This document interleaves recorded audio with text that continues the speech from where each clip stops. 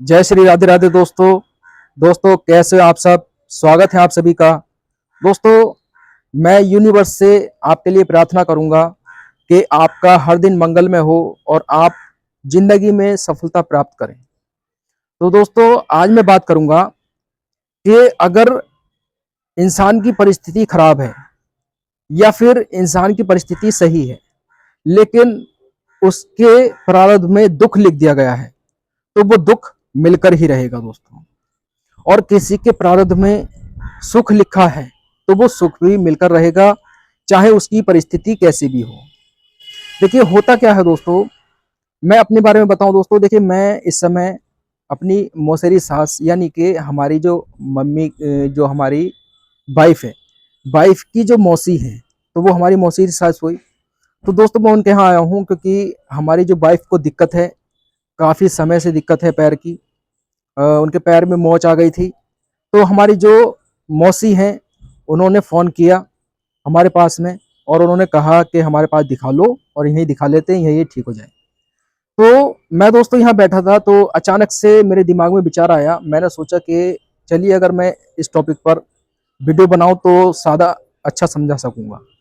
तो मैं सोच ही रहा था तो मैं वही आपसे बात शेयर करूंगा दोस्तों। देखिए, अगर किसी के प्रारब्ध में दुख लिख दिए गए हैं तो वो दुख मिलकर ही रहेंगे। देखिए मैं अपनी बात करूं, अगर मेरे प्रारब्ध में दुख लिखा है तो वो दुख मिलकर ही रहेगा दोस्तों। देखिए इस समय मेरी परिस्थिति ठीक चल रही है लेकिन मेरी वाइफ परेशान है।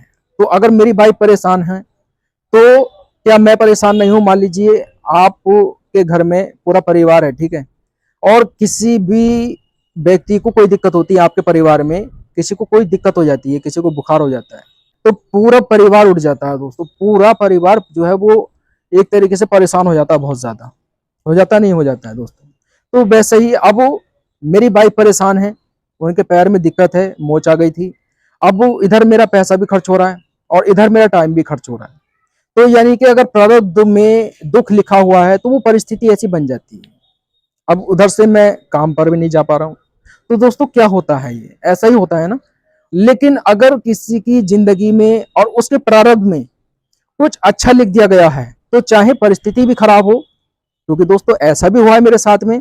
अगर मेरी परिस्थिति भी खराब हुई है तो ऐसा हुआ है अचानक से कि मुझे खुशी मिल गई है कि मेरी जॉब लग गई है। ऐसा भी हुआ है मेरे साथ में, एकदम अचानक से जॉब लग जाती है, अचानक से कहीं खुशखबरी मिल जाती है। तो ये प्रारब्ध में अगर किसी की खुशी लिख दी गई है तो खुशी मिलेगी और दुख लिख दिया गया है तो दुख मिलेगा, सुख लिख दिया गया है तो सुख मिलकर ही रहेगा दोस्तों। ऐसा ही होता है। देखिए इसका कारण होता है क्योंकि अगर जो हमारे पूर्व जन्मों के जो पाप कर्म होते हैं, अगर वो पाप कर्म हमने किए हैं तो उसका फल जो है वो हमें इस जन्म में मिलता ही है। अगर मैंने मान लो पाप कर्म किया है दोस्तों, तो अगर मान लीजिए मैं प्रारब्ध में मुझे दुख मिल रहा है तो कहीं ना कहीं मैंने पूर्व जन्म जो है मेरे, उसमें हो सकता है मैंने पाप कर्म किए हों, उसका बदला लेने, उसका हिसाब लेने वो कर्म आ रहा हो। और वो कब तक लेगा वो भी नहीं कह सकते, क्योंकि हो सकता है कि जब सपोज ठीक हो जाए, क्योंकि तुरंत ठीक हो जाता है सब कुछ, ऐसा नहीं है। जब तक लिखा होता है जब तक इंसान परेशान रहता है। आपने देखा होगा कि तुरंत परेशान हो जाता है इंसान, फिर ठीक भी हो जाता है।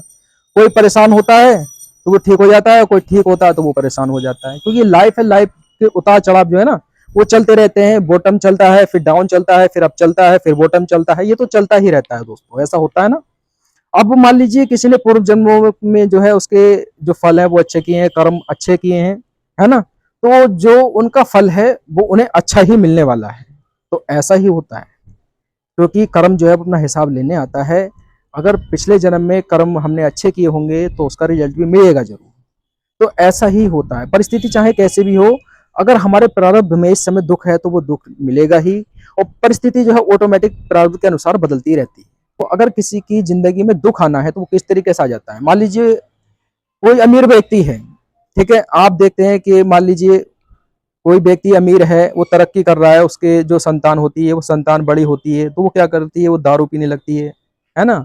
या फिर वो व्यक्ति जो है वो अहंकारी हो जाता है, लोगों का सम्मान नहीं करता है। तो क्या होता है दोस्तों, ऑटोमेटिक ठोकर लग जाती है, क्योंकि उसके प्रारब्ध में अगर दुख लिखा हुआ है तो ये चीजें ऐसा नहीं कि वो कर रहा है, जो क्रियमान कर्म है वो कर रहा है, उसके साथ जो है ऐसा ऑटोमेटिक ही होता है। क्योंकि क्रियमान कर्म जो है वो ऑटोमेटिक होता है। मान लीजिए अगर आपके साथ में जो आपका क्रियमान कर्म अच्छा चल रहा है, आप मेहनत कर रहे हो, तरक्की कर रहे हो, तो आप जो है ना एक तरीके से थैंक यू कह सकते हो, यूनिवर्स को थैंक यू कह सकते हो कि ये बहुत अच्छा हो रहा है मेरे साथ में, क्योंकि इसका रिजल्ट जो है मुझे अच्छा मिलने वाला है। लेकिन अगर कहीं ना कहीं दोस्तों आपका प्रारब्ध मान लीजिए जैसे मैंने आपको बताया, तो मैं क्या समझता हूँ, मैं समझता हूँ शायद हो सकता है कि मेरे जो पूर्व जन्मों के जो पाप कर्म है उसका फल मुझे अभी मिल रहा है। कब तक मिलेगा ये नहीं कह सकते, और हो सकता है कि तुरंत जैसे मेरी वाइफ ठीक हो जाती है, मेरी परिस्थिति और काम उम सब मेरा अच्छा हो जाता है, तो फिर सब हो जाता है। ये होता है समय के अनुसार, क्योंकि प्रारब्ध में अभी हो सकता है मेरी परेशानी लिखी हो और बाद में कुछ अच्छा लिखा हो, तुरंत भी हो जाता है, महीने बाद भी हो जाता है, 2 महीने बाद भी हो जाता है। दोस्तों ऐसा होता ही है। अगर प्रारब्ध में किसी के अच्छा लिख दिया गया है तो सुख लिख दिया गया उस समय, तो उस समय सुख ही मिलेगा, चाहे वो 1 साल के लिए हो, 1.5 साल के, 2 साल के लिए हो, कितने समय के लिए भी हो सकता है। तो ऐसा ही होता है दोस्तों। मान लीजिए अगर किसी के प्रारब्ध में सुख लिख दिया होता है तो वो किस तरीके से होता है। दोस्तों मैं एक स्टोरी छोटी सी बताऊंगा। देखिए एक महिला थी जो विधवा थी, पति उसका खत्म हो गया था। अब उसके 2 बच्चे थे, एक लड़की थी एक लड़का था। तो वो क्या करते थे, वो जो लेडीज है वो विधवा थी दोस्तों, तो वो क्या करती थी, घरों पे बर्तन मांजती थी, घर घरों जाकर, ठीक है। वो बर्तन मांजती थी, कपड़े धोती थी, खाना बनाती थी, और उन्हें बच्चों को भी पालना, ठीक है, उन्हें पढ़ाना भी, उनका खर्चा सब देना। इस तरीके से दोस्तों वो बहुत मेहनत करती थी, लोगों की सुनती थी, लोगों के ताने सुनती थी। बच्चे धीरे धीरे बड़े होते चले गए। अब बाद में क्या होता है, जो उनकी लड़की है वो पुलिस बन जाती है, लड़का वो डॉक्टर बन जाता है। तो प्रारब्ध में क्या लिखा था, डॉक्टर बनना और पुलिस बनना, है ना, उनकी जिंदगी बहुत अच्छी हो जाती है। लेकिन जब प्रारब्ध में उनका अच्छा होना लिखा ही था, तो उनके क्रियमान कर्म अच्छे होने थे ना। तो दोस्तों क्रियमान कर्म उनके अच्छे हुए क्योंकि परिस्थिति उनकी खराब थी, लेकिन क्रियमान कर्म बहुत अच्छे थे उनके, क्योंकि उनकी माँ जो है वो किस तरीके से मेहनत करती थी और वो बच्चों को पढ़ाती थी। बच्चे मेहनत से पढ़ते थे, उन्हें पता था कि हमारी माता कैसे कैसे मेहनत करती है, तो वो पढ़ते थे और मेहनत करते थे। जब मेहनत करते थे तो देखिए एक डॉक्टर एक पुलिस बन जाती है लड़की। तो ऐसा ही होता है दोस्तों, अगर किसी के प्रारब्ध में कुछ अच्छा लिख दिया गया होता है तो उसके साथ जो है अच्छा ही होता है, और किसी के साथ में मान लीजिए किसी को दुख मिलना होता है तो वो दुख मिलकर ही रहता है। वो ऑटोमेटिक जो उसका क्रियमान कर्म है ना वो खराब होता चला जाता है। अब मैंने आपको बताया जैसे मान लीजिए किसी के साथ में प्रारब्ध, मान लीजिए दुख मिलना है किसी को प्रारब्ध में, तो ऑटोमेटिक या तो वो किसी की इज्जत नहीं करेगा, अहंकारी हो जाएगा, या फिर वो लोग जो है वो दारू पीने लगेंगे उसके परिवार में से। ऑटोमेटिक ऐसी व्यवस्था बन जाती है दोस्तों। तो ये होता है, परिस्थिति चाहे कैसे भी हो दोस्तों, ठीक है, परिस्थिति जो है वो बदलती रहती है, प्रारब्ध के अनुकूल बदलती रहती है। क्योंकि पहले तो क्या करता है, क्रियामान गलत कम करता है। मान लीजिए किसी का बुरा होना है तो वो क्रियामान कर्म जो है वो गलत करेगा, उसके बाद वो परिस्थिति धीरे धीरे डल होती चली जाती है, डाउन होती चली जाती है। ऐसा नहीं है तुरंत वो एकदम गिरती है, नहीं, धीरे धीरे डाउन होती चली जाती है। और किसी के साथ में अच्छा लिखा होता है, तो जैसे मैंने इस महिला का उदाहरण दिया, परिस्थिति बहुत खराब थी, लेकिन धीरे धीरे जो इनके क्रियमान कर्म अच्छे होते चले गए और वैसे वैसे ही लोग जो तरक्की करते चले गए। तो ऐसा ही होता है, अगर प्रारब्ध में किसी के अच्छा होना लिखा है, सुख लिखा है, तो सुख मिलेगा, और किसी के प्रारब्ध में दुख लिखा है तो दुख मिलकर ही रहेगा दोस्तों। ये हर किसी व्यक्ति के साथ में है।